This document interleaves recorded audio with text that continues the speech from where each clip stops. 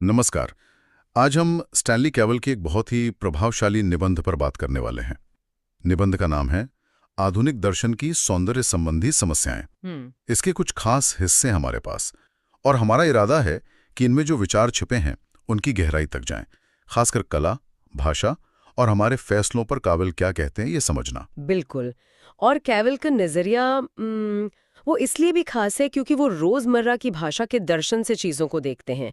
Ordinary language philosophy जिसे कहते हैं, विटगेनस्टाइन का असर इसमें साफ दिखता है। अच्छा। उनका तरीका ये समझने की कोशिश है कि हम असल जिंदगी में भाषा कैसे इस्तेमाल करते हैं और उससे ये दार्शनिक गुत्थियां कैसे सुलझाई जा सकती हैं।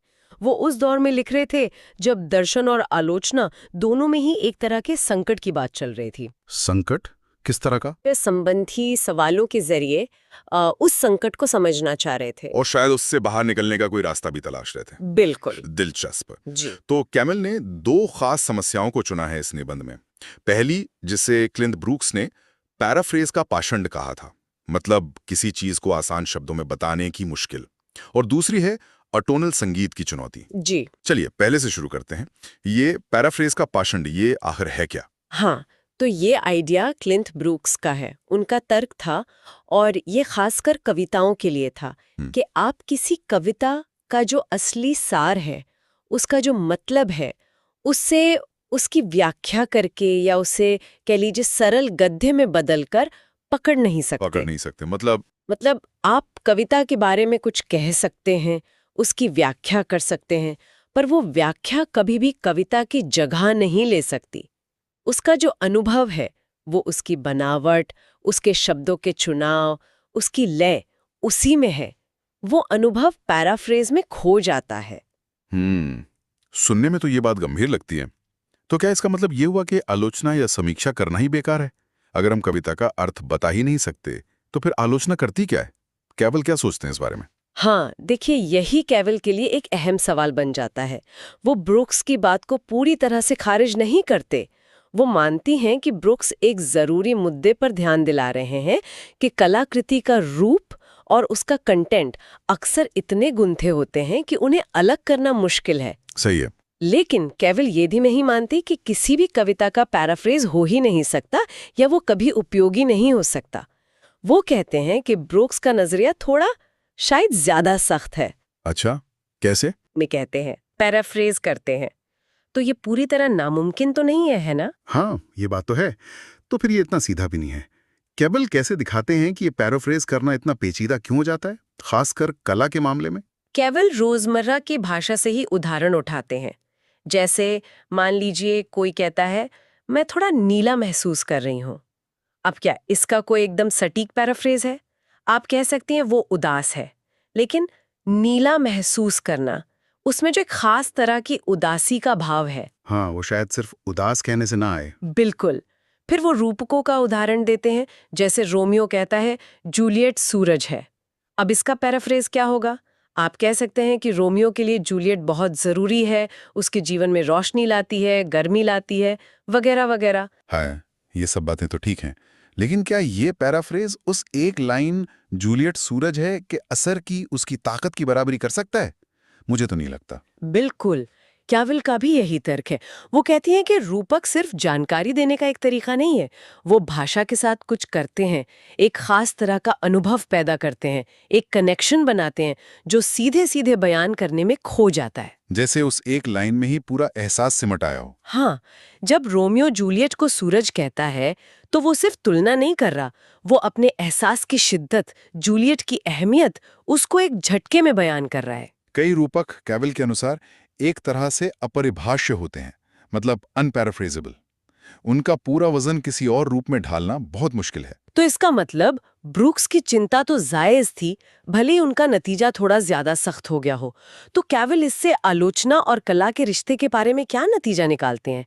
क्या आलोचना का काम सिर्फ अर्थ बताना है या कुछ और भी है? कैविल ये सुझाव देती हैं कि शायद आलोचना का काम हमेशा अर्थ स्पष्ट करना या पैराफ्रेज करना ही नहीं होता।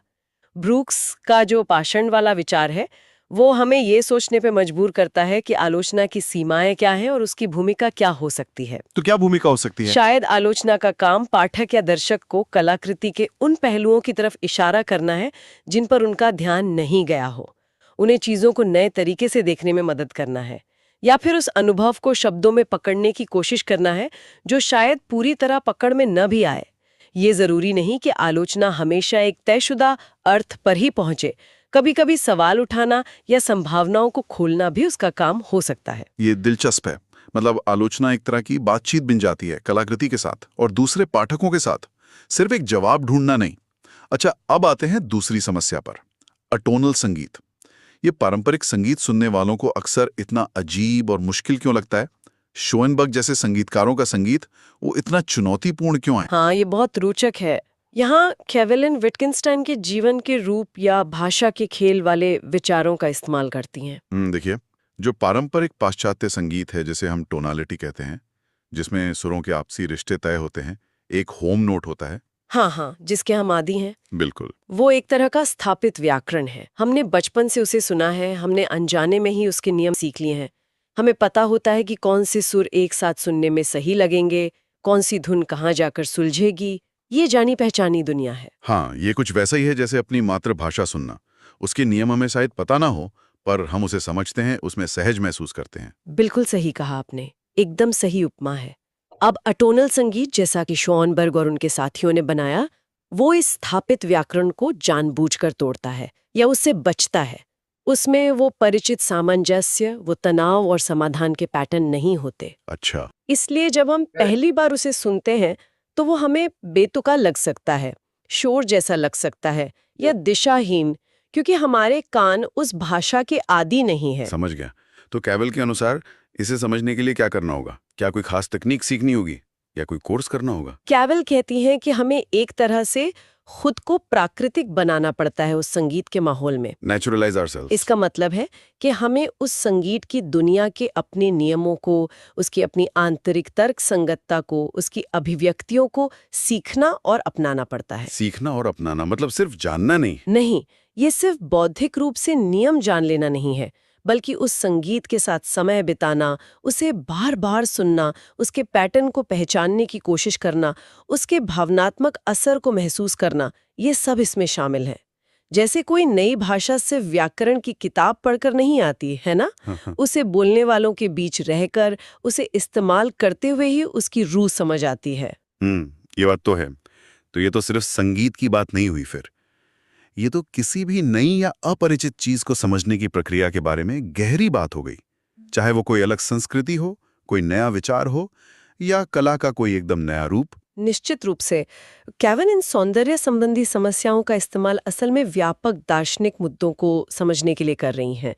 अटोनल संगीत का मामला ये दिखाता है कि समझना सिर्फ जानकारी हासिल करना नहीं है, बल्कि एक तरह से उस चीज के साथ जीना सीखना है, उसके जीवन के रूप में शामिल होना है। और इसके लिए धैर्य चाहिए, खुलापन चाहिए और कभी-कभी पहले से बनी धारणाओं को छोड़ने की इच्छा भी जरूरी होती है। ये कोई फौरी हल नहीं है, ये एक धीमी प्रक्रिया है जिसमें हम खुद को उस नई चीज के हिसाब से ढालते हैं। चलिए अब इन कला केंद्रित सवालों से थोड़ा आगे बढ़ते हैं, सौंदर्य संबंधी निर्णयों पर आते हैं, एस्थेटिक जजमेंट्स। जब हम कहते हैं ये पेंटिंग सुंदर है या ये गाना बहुत अच्छा है, तो इस तरह के बयानों का असल में मतलब क्या होता है?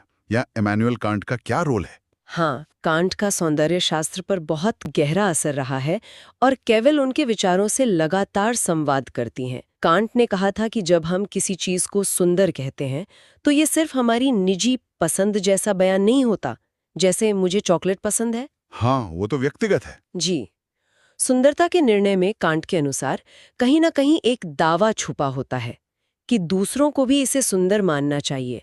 हम ऐसे बोलते हैं मानो हमारा निर्णय सिर्फ हमारे लिए नहीं बल्कि सबके लिए मान्य हो। ये एक तरह का सार्वभौमिकता का, यूनिवर्सैलिटी का दावा है, भले ही हम उसे साबित ना कर सकें। लेकिन अगर हम इसे साबित नहीं कर सकते तो फिर इस दावे का आधार क्या है? हम कैसे तय करते हैं कि कोई चीज सुंदर है या नहीं, और दूसरों को कैसे यकीन दिलाते हैं? यहाँ कैम्पवेल अपनी रोजमर्रा की भाषा वाली नजर से देखते हैं, है ना? हाँ, बिल्कुल। कैम्पवेल पूछते हैं कि हम असल जिंदगी में ऐसे निर्णय लेते कैसे हैं और उनका बचाव कैसे करते हैं। हम क्या कहते हैं, कैसे कहते हैं। यहाँ कांट के थोड़े अमूर्त विचार को वो जमीनी हकीकत से जोड़ती हैं और इसके लिए वो डॉन क्विक्सॉट से सांचो पांजा का एक बड़ा मजेदार किस्सा सुनाती हैं। हाँ हाँ, वो शराब चखने वाला किस्सा, वो क्या था किस्सा, और कैम्बेल उसके जरिए क्या दिखाना चाहते हैं? किस्सा ये है कि सांचो पांजा बताता है कि उसके खानदान में 2 लोग शराब के बड़े पारखी थे, बड़े ज्ञाता थे।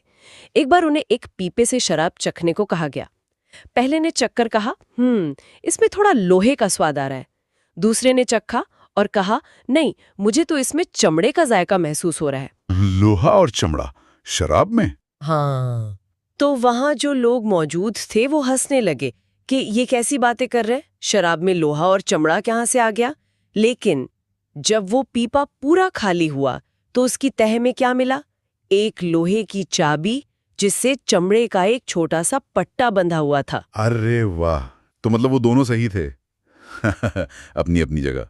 बिल्कुल। कैविल के लिए ये किस्सा बहुत मायने रखता है। ये दिखाता है कि स्वाद या सुंदरता का निर्णय सिर्फ मनमर्जी की बात नहीं है, सिर्फ मुझे पसंद है या मुझे नहीं पसंद का मामला नहीं है। ये अनुभव पर आधारित हो सकता है, चीजों के बीच बारीक फर्क करने की क्षमता, जिसे डिसर्नमेंट कहते हैं, उस पर आधारित हो सकता है, और एक तरह की विश्वसनीयता या अधिकार, अथॉरिटी पर भी। उन रिश्तेदारों ने सिर्फ अपनी पसंद नहीं बताई थी, उन्होंने शराब की एक खासियत के बारे में दावा किया था जो आखिर में सच निकला। उन्होंने अपनी इंद्रियों पर भरोसा किया और दुनिया के बारे में कुछ बताया। लेकिन फिर भी क्या हम ये कह सकते हैं कि सुंदरता एक वस्तुनिष्ठ गुण है, ऑब्जेक्टिव? जैसे किसी चीज का वजन होता है या रंग होता है, क्या हम वैज्ञानिक रूप से साबित कर सकते हैं कि मान लीजिए मोज़ार्ट बाग से बेहतर है या एक गुलाब का फूल किसी जंगली घास से ज्यादा सुंदर है? नहीं।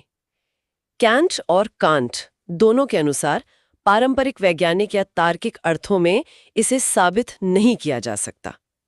गुलाब का लाल होना एक तथ्य है, उसे हम देख सकते हैं, माप सकते हैं, लेकिन उसका सुंदर होना ये उस तरह का तथ्य नहीं है।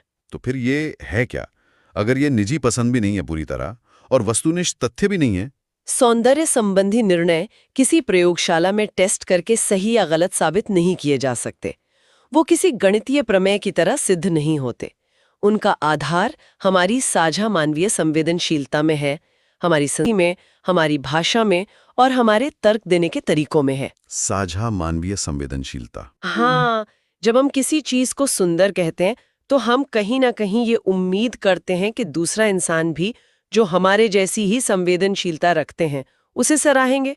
और जब मतभेद होता है तो हम सबूत पेश नहीं करते, हम क्या करते हैं? हम बहस करते हैं, समझाने की कोशिश करते हैं। हाँ, हम समझाने की कोशिश करते हैं। हम उस चीज की खासियतों की ओर इशारा करते हैं, देखो ये रंग कैसे आपस में मिल रहे हैं, या इस संगीत के उतार चढ़ाव को सुनो जरा, या कहानी का ये मोड़ देखो कितना मार्मिक है। हम तुलना करते हैं, हम मिसालें देते हैं, हम दूसरे व्यक्ति को अपनी नजर से देखने के लिए, हमारे अनुभव को साझा करने के लिए एक तरह से आमंत्रित करते हैं। तो ये तर्क देना है, लेकिन ये प्रमाण देना नहीं है। सही कहा। ये सहमत करने, पर्सुएड का प्रयास है। ये इस भरोसे पर टिका है कि हम इंसानों के बीच संवाद और साझा समझ की संभावना मौजूद है, भले ही हमेशा सहमति ना बने। तो ये सारी बातें, पैराफ्रेज की सीमाएं, नई कला को समझने की प्रक्रिया, सौंदर्य संबंधी निर्णयों की एक खास प्रकृति, ये सब मिलकर कैविल के दर्शन में क्या तस्वीर बनाती हैं? इन सब का निचोड़ क्या है? देखिए, निचोड़ ये है कि कैविल दर्शन को वापस जिंदगी के ठोस धरातल पर लाना चाहती हैं, अमूर्त सिद्धांतों से हटाकर। वो दिखाती हैं कि सौंदर्य शास्त्र की समस्याएं सिर्फ कला दीर्घाओं या अकादमिक सेमिनारों की पहेलियां नहीं हैं।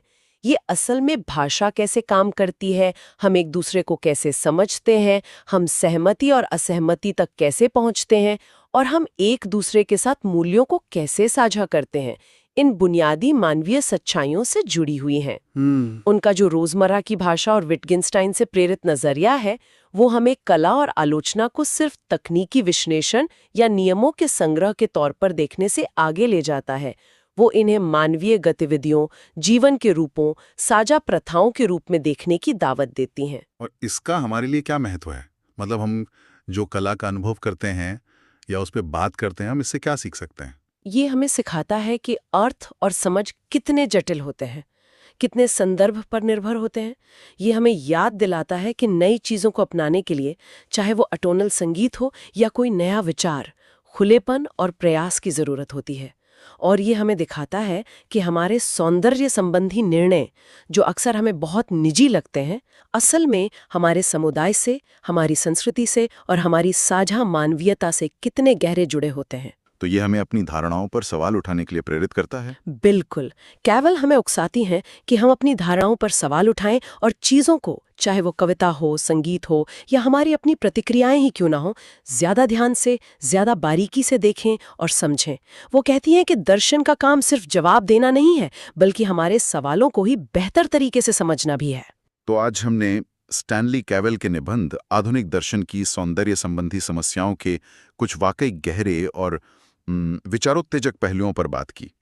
हमने देखा कि कैसे किसी कविता के अर्थ को पकड़ने की कोशिश हो, या नए संगीत को समझने का संघर्ष हो, या फिर किसी चीज को सुंदर कहने का हमारा निर्णय, ये सब भाषा, अनुभव और मानवीय समझ के बड़े सवालों से जुड़े हैं। बिल्कुल।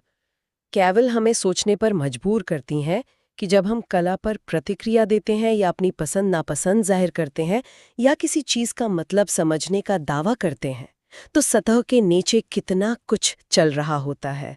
ये सिर्फ भावनाओं या तथ्यों का खेल नहीं है, बल्कि ये मानवीय जुड़ाव, साझा समझ बनाने की एक लगातार कोशिश है और हमारी भाषा और संस्कृति में रची बसी आदतों का एक पेचीदा जाल भी है। उनके विश्लेषण से ये बात साफ होती है कि इन आम से लगने वाले पलों में भी असल में बहुत कुछ दांव पर लगा होता है। हाँ, ये बात सोचने वाली है। श्रोताओं के लिए भी एक अंतिम विचार छोड़ जाते हैं।